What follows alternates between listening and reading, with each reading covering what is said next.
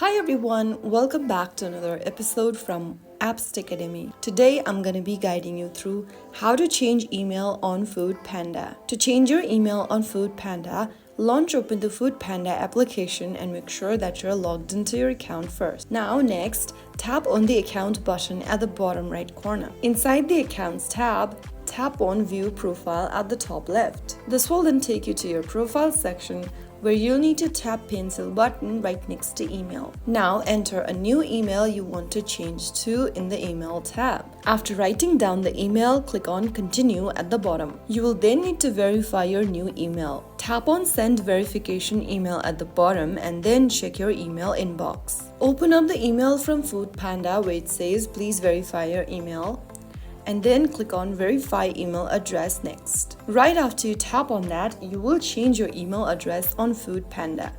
Your new email address will then appear inside your profile. You will then see your updated email in your profile. And there you have it. Your FoodPanda email will be officially updated. If you found this video helpful, don't forget to like, share, and subscribe. I'll see you in the next episode. Thank you for watching.